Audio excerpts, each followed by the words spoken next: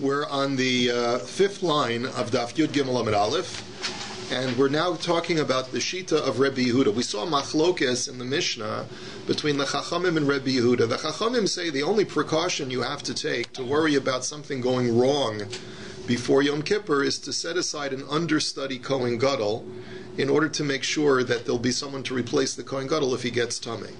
Rabbi Yehuda says you also have to prepare an understudy wife, because the Torah says v'chiper ba'ado uva'ad beso, that the Kohen Gadol has to atone for his household. Household means that he's married. So if, God forbid, his wife were to die right before Yom Kippur, he'd have to have, or on Yom Kippur, he'd have to have someone immediately in the flanks to replace her, so that he can do the avoda. The Chachamim disagree, and we'll examine the back and forth. V'Rabbana nami hachayshi l'shema. So listen, the Chachamim are worried about the possibility of something going wrong. So why aren't they worried about Rabbi Yehuda's concern about the wife dying? So Amri l'cha Rabbanan tuma shchicha misa lo shchicha. Very simple.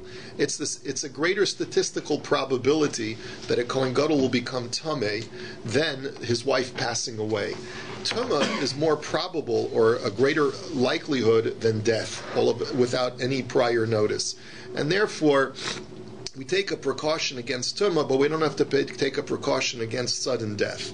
So Amrulo im kain ein ladavar sof, and so that's why the Chachamim said back to Rabbi Yehuda, if you're going to worry about the remote possibility of a wife suddenly dying, then you'd have to set aside multiple wives ad infinitum, because who knows, maybe the understudy wife will die also. So the Gemara now says, Shapar ka'amri leila Rabbi Yehuda. It's a good taina. What does Rabbi Yehuda respond to that?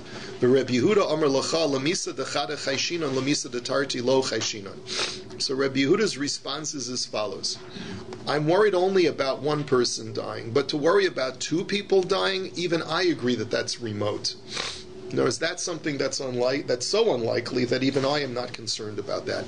So you basically see it's different levels of risk aversion, In other words, the Chachamim are one level of risk aversion, which is make sure that we have a replacement in case of Tumah. We're willing to take the risk of death because that's not likely. Rabbi Yehuda says, no, I'm even risk averse to death, but risk averse to two deaths, that already is too much for even Rabbi Yehuda. And the Rabbanan's response is, once you're concerned about a remote possibility like death, then you have to be, they don't see any different shades. In other words, it's either a likelihood or a remote possibility. Once you're concerned about remote possibilities like death, then you might as well worry about all remote possibilities, even two deaths. So now the Gemara says, let's turn the tables. We know that the Chachamim are concerned about Tumah. If they're concerned about the Kohen Gadol becoming Tameh, why aren't they concerned about the understudy becoming Tameh as well? And let's therefore present the ad infinitum argument to the Chachamim. If you're concerned about Tumah, then let's worry that you have to appoint an understudy to the understudy, etc., etc. So the Gemara answers, Amri l'cha Rabban and Kohen Gadol zarizu. The answer is, we're not really worried about the Kohen Gadol becoming Tameh, because he's going to be extremely careful. He's extremely diligent, and he's not going to let himself become Tameh. So, frak the Gemara, Izariz hava lama maskin and Kohen acher. The Gemara says, if he's so diligent, then why do you have to even appoint an understudy? Emfrit the Gemara, and this totally turns the whole Mishnah on its ear. A totally revolutionary explanation of why to appoint an understudy. Kaven de avdinan leitzara kol shekain de misdares tfei. Answers the Gemara, the reason why we appoint an understudy is not because we're worried about the possibility the Kohen Gadol is going to become Tameh, but it's rather because to ensure that the Kohen Gadol will not become Tameh. In other words, when you know that you're replaceable, you're going to be more careful. It's a musar in employment. It's a musar in employment. When you know that you could be replaced in a New York minute by somebody else who's waiting in the flanks to just come in and take your place, you're going to be extra careful. And so, therefore, the Chachamim, in their great wisdom, said, let's appoint an understudy as an incentive to the Kohen Gadol to be extra careful that he doesn't become Tameh. So you see now that it's not a question of statistical risks involved, it's a question of motivating the Kohen Gadol to make sure that he doesn't become Tameh. So then that knocks out Rabbi Yehuda's this argument completely. Absolutely. That's why. That's the conclusion of the Gemara. That's the basic difference in approach. The Chachamim are not concerned about an insurance policy. They're concerned about motivating the Kohen Gadol. And Rabbi Yehuda is concerned about insurance. So now the Gemara says, Umi sagile betakanta, beso amarachman v'hachlav beso he. So now the Gemara's question is, let's analyze Rabbi Yehuda a little bit further. He says, you set aside an understudy wife in case his wife dies. How is that going to remedy the situation? Let's say the Kohen Gadol's wife dies, but she dies the morning of Yom Kippur. This Kohen Gadol's not married to this woman, so it's not his family, it's not his wife. So just because you've designated an understudy is not going to resolve the issue. The Gemara answers the Mekadesh Law. Answers the Gemara that he'll marry her, he'll give her Kiddushin right before Yom Kippur. So... No, he'll give her Kiddushin. He can always divorce her later, but he'll give her Kiddushin, and they'll be married, so that in case his wife dies in the middle of Yom Kippur, he'll still be married. Now the Gemara asks another question. V'hakama de lo kanis lo lav beisohi. Frek the Gemara, but wait a minute. The Torah uses the word beso, it doesn't use the word married. Beso means that they are living together as husband and wife, under the same roof, in the same house. So just because you give her Kiddushin is not sufficient. The Gemara answers the Kanisla. Answers the Gemara, yes, he'll bring her into his house. Now, I believe that that's a euphemism. It sounds to me like that's a euphemism for him having intimacy with her. But I don't know, Mark, if that's the way they explain it in the Art Scroll. Bob, I don't know if that's the way they explain it in the Art Scroll. But the Kanisla usually implies that he's actually going to bed her, which is a little bit astounding, because essentially what we're saying is that have a one-night marriage with this woman, and you'll be married to her, and that way she'll be in your house. It's also possible that it doesn't mean that. It could just mean that they'll live in the same house. Is this on the morning of Yom Kippur? This is on Erev Yom Kippur, the night before Yom Kippur, because relations are forbidden on Yom Kippur. That's right. Right. So what do they say? What does Rabbi Art Scroll say? All right, you'll let me know if you see anything. Raizel says that they actually get married. Right. In other words, with Kedushin, it's got a long discussion about that. Right. Nisuin Mamish. Nisuin Mamish. Okay. So the Gemara now says, now it could also be just that they have yichud. It could be that they have yichud, and that's enough, and they don't have to actually consummate. Just as long as you have yichud, that's called beso also, and that probably it sounds to me more like it's more in line with the derech eretz of how to treat a bas Yisrael. You don't just do that to a girl. Okay. What would be with the argument that Rabbeinu Gershom should only have one wife? That's Rabbeinu Gershom. Come on, what are we talking about? I know, but we're talking about 1,000 years later. I understand. What would happen? Worried about when the time comes. Rabbeinu Gershom doesn't apply. Anyway, it's over. Well, that's right. According to this, it's over. So im kain havalei shnei batim. But the Gemara says, but wait a minute. Now you have a reverse problem. If a Kohen Gadol is married to two wives, then he's got two houses. And the Torah says, "V'rachmana amar v'chiper ba'ado uva'ad beso v'lo ba'ad shnei batim." The Torah says he will atone for himself and his house in the singular. So that implies he can only be married to one woman. He cannot be married to two wives. So if he's going to be married to his regular wife and his understudy wife, how can it be that he's not fulfilling the criteria? The Gemara says, "Dahadr megareshla." Now we're going to get into a whole bunch of the next several lines of the Gemara are very confusing, because if you try to analyze each statement independently before you get to the maskana, before you get to the conclusion, some of these lines seem nonsensical. And Rashi points this out. He says not all of these arguments are logical in and of themselves. The Gemara seems to be bumping it into walls, trying to come to the right permutation and computation of how he's going to do this, and along the way, we bump into a number of things that are patently illogical. So keep that in mind, that you may have a question on a particular solution that the Gemara is going to suggest, but it's going to be quickly discarded anyway, so we're not going to spend a lot of time on it, okay? So the Gemara says, you know what you should do? Dahadar megareshla. What you should do is marry her, and then immediately divorce her. So frek the Gemara, megarish lahadra kushin leduchta. So what have you accomplished? You don't have an understudy wife then. So the Gemara says, Lo tzricha de megarish la al tanai. So what you're going to do is you're going to divorce her on a conditional divorce. And here's how it's going to work. And this is just the initial thinking of the Gemara. Da amar la hareze giteich al manashe tamusi. You say to her, this is your divorce on the condition that you die. So if you die, I want you to be divorced. So the Gemara says, wait a minute.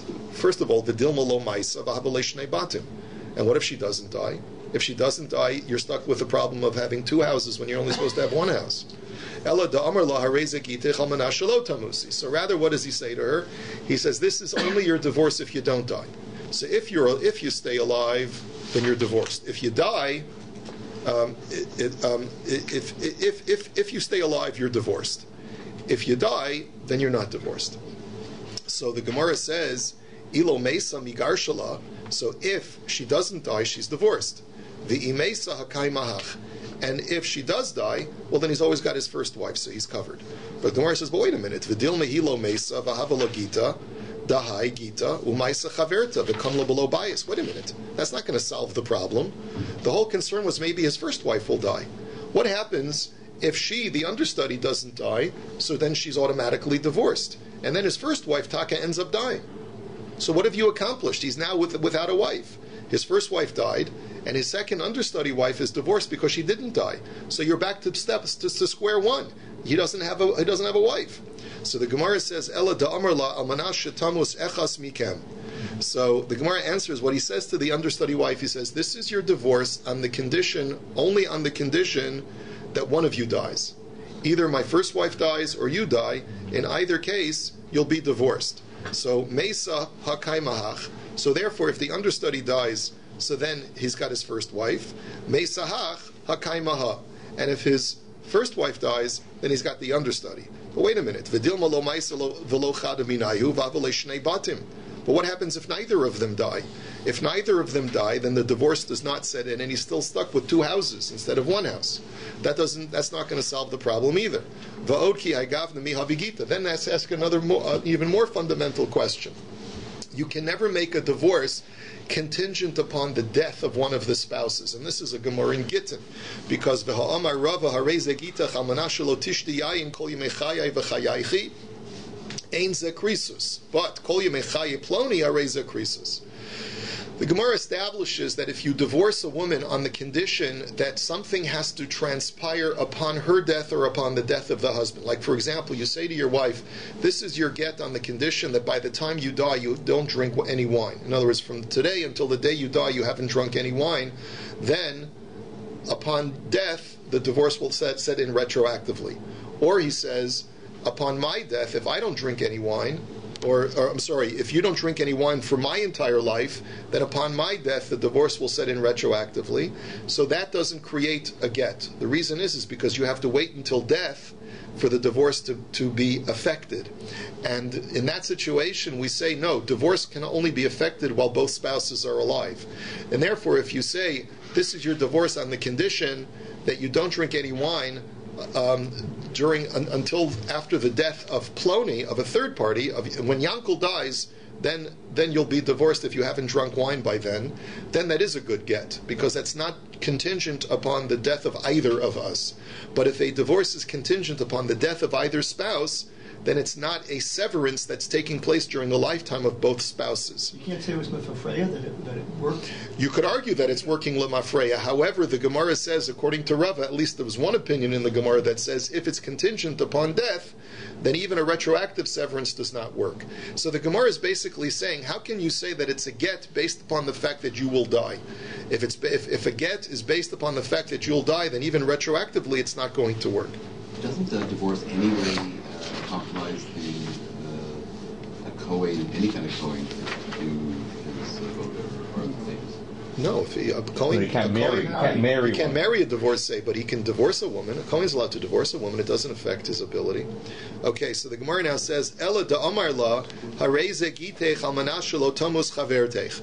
So really, what is he going to say to her? He's going to say to the understudy, this is your divorce on the condition that my first wife does not die. So if my first wife does not die, then you're divorced. But if she does die, then you're not divorced.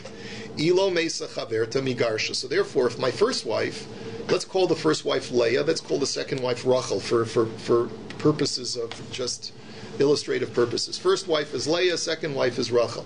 So he says to her like this, if Leah doesn't die, then you're divorced. He says, V'imesa ha kaima. And if Leah does die, then you, Rachel, are my wife. So in all situations, I'm going to stay married to a woman. The Gemara says, Vidilma Mesa Chaverta B'Palga Davod. Okay, but there's still only one problem. What happens if Leah dies at noon on Yom Kippur Day?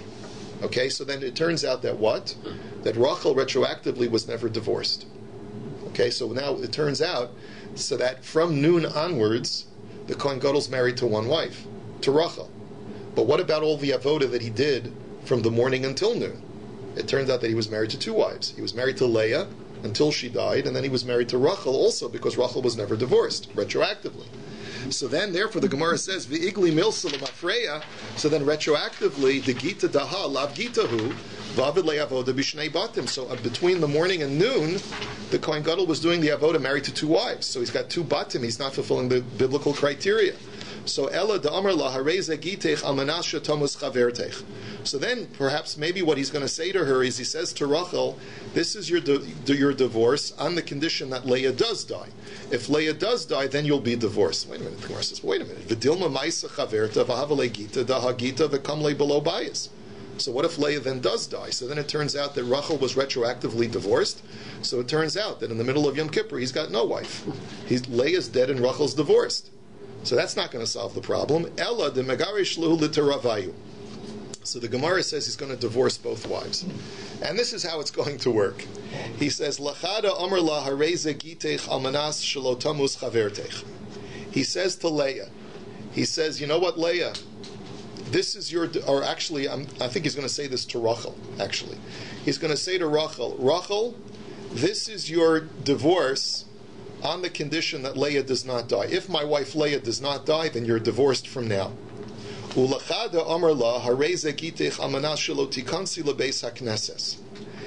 to Leah, his first wife, he says, I'm giving you a divorce also, but it'll only take effect if you don't enter into a synagogue over Yom Kippur. Okay, so the Gemara says, wait a minute. How's that going to help? V'dilma lo ma'isa chaverta, maybe v'lo ayla hi lebeis hakneses. So 1 second. If Leah doesn't die, and then Leah also doesn't go into a synagogue, then it turns out that what? That both are divorces. Both divorces take effect, and then you're stuck. So the Gemara then says, so therefore he says like this. Really, he says to Rachel, he says, Rachel, this is your divorce on the condition that Leah does not die. If Leah does not die, you are divorced from now. Ulachada amarla, and then to Leah, his first wife, he says, on the condition, if I walk into a synagogue on Yom Kippur, then you're divorced. If I don't walk into a synagogue on Yom Kippur, then this bill of divorce is meaningless. Now, let's see how that works. Okay, so now the Gemara is going to explain. So let's think about it for a second. If Leah dies, then it turns out that the divorce is not effective, and Rachel is still married to Rachel. Fine, good. The imaisaha. Now, if the imaisaha, right? If Rachel is dying, so kaimaha. So then Leah is alive because Leah is his wife. Okay, so fine. Now, my ikalamemar dilma maisa chaverta bepalga da avoda v'avid le'avoda lemafreya b'shnei batim. So what's the only alternative? Maybe Leah will die in midday. So then it turns out that Rachel was never divorced. And then what's going to turn out is that if Leah dies midday and Rachel was never divorced, so up until noon he was married to two women. That was our original question, right? So here's how we remedy that. So the Gemara is working under the assumption, and it's a reasonable assumption, that Leah presents symptoms of death shortly before she dies. It's not like she's going to get a massive coronary or a hemorrhage, an aneurysm out of nowhere and just drop dead. That possibility obviously is a remote possibility, but we're not going to worry that much about that. Even Rabbi Yehuda will not worry about that. But he says, let's say Leah is in a terrible accident, God forbid, or she presents with a terrible illness and she's on her deathbed. So the Kohen Gadol will have some advance notice that Leah is imminently going to die. We just don't know whether it's going to be on Yom Kippur or she'll hang on until after Yom Kippur. So therefore, Kadam Ihu, so if he sees that Leah is imminently going to die and she may end up dying on Yom Kippur itself, what's he going to do? Kadam Ihu va'ayal beis hakneses. So he will now go into the synagogue and activate Leah's get retroactively from before Yom Kippur. And that way, umash v'legita dahagita l'mafreya, then Leah will be retroactively divorced, so that he'll be married to Rachel, so that upon Leah's death, it turns out that Rachel was his only wife over the course of Yom Kippur, and Leah was divorced before Yom Kippur. So therefore, by doing this kind of system, so just in the final analysis of the Gemara, the way it's going to work is like this. He gives each wife a get. He gives Leah, his real wife, his original wife, he gives her a get on the condition that he's not going to walk in, that it's only going to take effect if he walks into a synagogue. That's the only way that the get's going to take effect to you, Leah, otherwise we're happily married. So if she's perfectly healthy, he won't walk into a shul on Yom Kippur. He'll just stay in the Beis HaMikdash. For Rachel, he says, divorce is effective only if Leah stays alive. But if Leah dies over the course of Yom Kippur, then this get is not effective. Right? And in this way, Rachel will be his wife if Leah dies midday. And if he notices that Leah is imminently going to die over the course of Yom Kippur, he'll walk into a synagogue so that Leah will be retroactively divorced. And then it'll turn out that he'll either be only married to Leah over Yom Kippur or only married to Rachel over Yom Kippur. He'll only have one bias. That's the conclusion of the Gemara. So now the Gemara says, yeah. It's a nice thing. She's on her deathbed. He says, I've got something for you. Yeah, right. But actually he did it before Yom Kippur, right? And then he just walked into a synagogue, right? There's no problem with transaction on Yom Kippur. I mean, it's a patish here, but by walking in, he's completing. He's affecting a get. Yeah. I don't think you see that in Maseches Gittin, that fulfillment of a Tanai is like a makkah b'patish kind of thing. I don't think so. I mean, maybe you could raise the objection, but then I guess the overriding concern is the Avodah and Yom Kippur. Anyway. Why is it that the definition in the pasuk of Beso is just the single wife? Yaakov had because that's what Beso means. But Beso means his household en masse. So the Gemara apparently was working under that assumption. Now we're going to see that there's a challenge to that assumption in just a moment. But that's the assumption that Beso means his house in the singular. Maskef l'Ravasi v'itema Ravavira elame'ata shtei yavamos habos mibayis echad lo yisyabnu. He says, if you're like Alan is challenging, if Beso really means only one wife, then the word Beso is used to build your brother's house. When a brother dies, there's a mitzvah of Yibum to marry his widow, right? So there the Torah seems to be using the word Beso, his singular house. What if a man dies and is married to two women? Are you going to tell me then that the mitzvah of Yibum doesn't apply?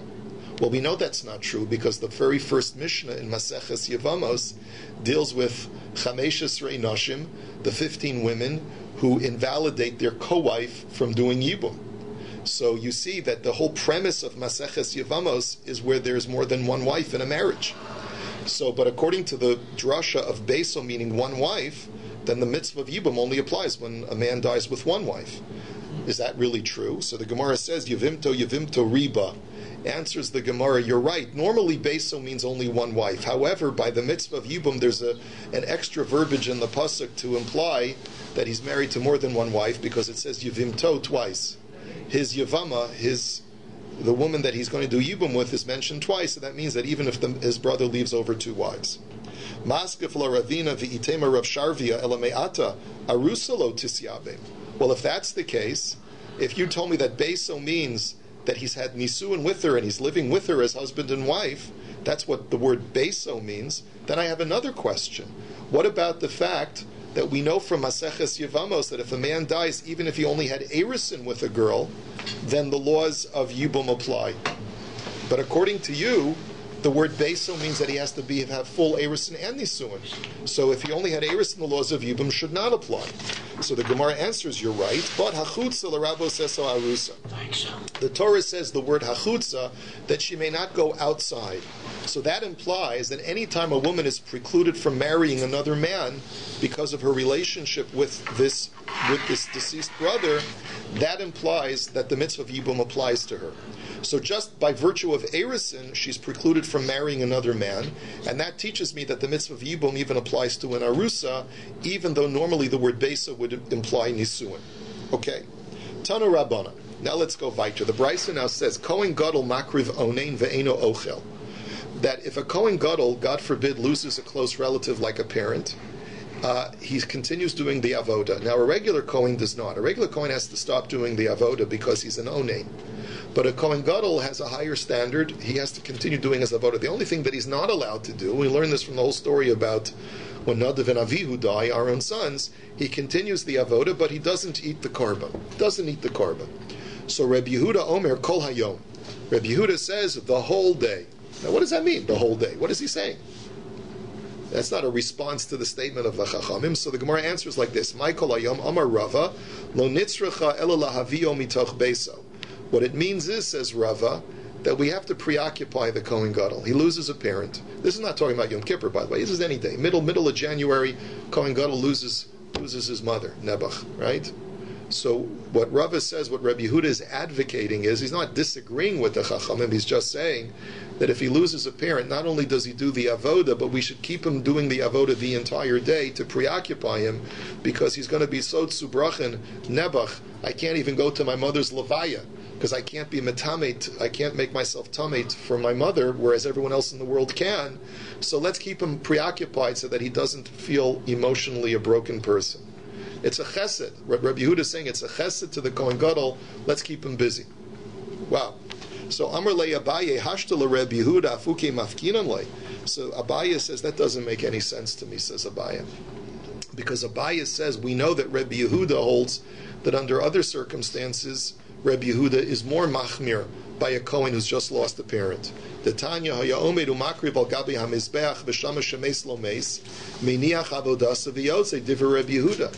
Rabbi Yehuda says by a regular Kohen who does make himself tameh for a parent, but Rabbi Yehuda is of the opinion that if he discovers while he's in the middle of bringing a karba that he just lost a parent and he's an onein, so the halacha is you pull him out of the Beis HaMikdash in mid-sentence.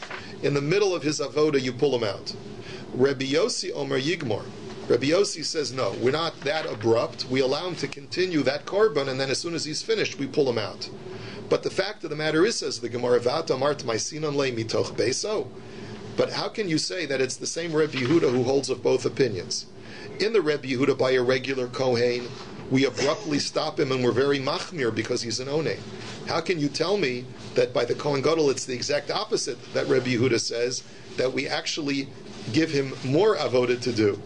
If Rabbi Yehuda in one instance pulls the Kohen in midstream, then it doesn't make sense that he would go to the other extreme when it comes to the Kohen Gadol. That's the problem that Abaya has with Rabbi Yehuda, with explaining Rabbi Yehuda that way.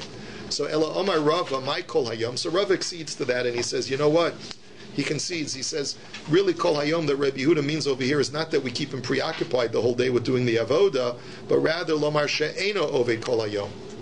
But rather Rabbi Yehuda means to say that we don't allow him to do the avoda the entire day. Why? Gezerah Shemayochal. Because we're worried that if we keep the Kohen Gadol in the Beis HaMikdash the whole day, so what's the problem? He's doing the avoda the whole day. Normally when you do the avoda, you get to take a break to have a little nash. Why? Because you're bringing karbanos. What does a Kohen get from the once he gets the meat? So he's going to be sitting down. He's used to taking a break for lunch. He'll have some of the sacrificial meat for lunch, and then he'll resume his activities. But if the Kohen Gadol is an onein and he's not allowed to partake of sacrificial meat, we're concerned that by 3 PM he's going to be chaloshing, he's going to be very hungry, he's going to forget that he's not allowed to eat, and he'll take a nibble from some of the sacrificial meat, and he'll violate the law that an onein is not allowed to eat meat. And therefore Rabbi Yehuda says, don't let him work until evening, because by letting him work until evening, you're causing him to have a michshel of potentially eating when he's not allowed to. So Amrle Ravada Bar Ahava L'Rava Umi Gaza Rabbi Yehuda Shema Yoichal. Since when is Rabbi Yehuda concerned that he may end up eating when he's not allowed to? V'Hatznan Rabbi Yehuda Omer Af Isha Cheres Maskinin Lo Shema Tamos Ishto V'imaisi Ishto Avid Avoda V'Lo Gaza Rabbi Yehuda Shema Yoichal. So 1 second, we know that it's the same Rabbi Yehuda of our Mishnah. Rabbi Yehuda says we designate an understudy wife for the Kohen Gadol because in the event that his wife dies, he'll have an understudy wife, right? Like we explained. Now let's think about this for a second. When a Kohen Gadol's wife dies, then what's the halacha? He's an onein. If he's an onein, so then why should we allow the Kohen Gadol to commence with the avoda for the entire day on Yom Kippur? Why shouldn't we worry that maybe he's going to end up taking a nibble because he's hungry and he's going to forget that he's an oneg? So Kippur, he can't eat. So Amar Le Hachi Hashta Hasam Kevin the Yom Kippurim Hu Dekuli Alma Lo Ka'achli Hu Nami Lo Asi Lo Meichel. So he said, like Dr. Shields says, he says it's very simple. On Yom Kippur, when no one else is eating, we're not worried that the Kohen Gadol is going to forget that he's not allowed to eat and he's going to end up eating. But Hacha Dekuli Alma Achli Hu Nami Asi Lo Meichel. But on a regular day in January, when his wife dies or his parent dies, then we don't allow the Kohen Gadol to do the avoda the whole day because we're worried that he sees all the other Kohanim sitting down for lunch and partaking of sacrificial meat. So we're worried that he's going to forget and he's going to end up eating because he's so hungry. That's why we have to be machmir. So the Gemara now says, wait a minute. Let's go back to the premise that you started with. One of the questions was, the question didn't make sense from the very inception. You asked the question, right? What was Rav Ada bar Ahava's question to Rava? He said, what about the fact that if the Kohen Gadol's wife dies, he's going to be an oneg? And you see, Rabbi Yehuda's not worried about the Kohen Gadol doing the avoda while he's an oneg, not worried about him eating. What kind of question is that? V'hami garsha. But 1 second, didn't we just set up a whole system whereby if his wife Leah dies on Yom Kippur, then he gave her a retroactive get? So he wouldn't be an oneg. So what kind of question was that? What Rav Ada bar Ahava, what were you thinking when you asked that question? He's not married to her. He's never going to be an oneg if his wife dies on Yom Kippur, because she's his divorced wife. So he's not an oneg for a divorced wife. So the Gemara answers, Nihid aninos l'chaylale atru de milo mitrid. Rav Ada bar Ahava's question was based on the fact that I grant you that halachically, technically, he's not an oneg because he's not technically married to his wife anymore because he gave her a retroactive divorce. However, my concern is, says Rav Ada bar Ahava, that Rabbi Yehuda should be concerned about the mental state of the Kohen. The Kohen is going to be in a state of anguish. And if he's in a state of anguish, maybe he shouldn't be allowed to do the avoda. That was Rav Ada bar Ahava's concern. And like Rashi explains, Uvekodshim ba'inan simcha, ugedula, that you need to have joy, you need to have a sense of importance. Because it says in the pasuk, L'chanes atim l'mashcha k'derech hamelachim ochlim. You're supposed to be doing the sacrificial order like the way that kings eat their meals. And therefore, perhaps we're worried, says Rav Ada bar Ahava, that if the Kohen Gadol loses his wife in the middle of the day on Yom Kippur, he's going to be at Subrach and a mensch, and he's not going to feel like a king. He's not going to feel like in a state of simcha when he's doing the avoda. So in that, to respond to that, you say, no, Rabbi Yehuda's not worried, even though we're not going to let him do the avoda on a regular day when he's an onain, but it's not because he's at Subrachan or Mensch, but rather it's because we're worried that he may forget and end up eating something. On Yom Kippur, also, our concern is not that he's going to be at Subrachan or Mensch. He'll figure out how to get past the death, and he'll be able to commence the avoda with simcha. And we're also not concerned that he's going to eat, because everyone else is not eating.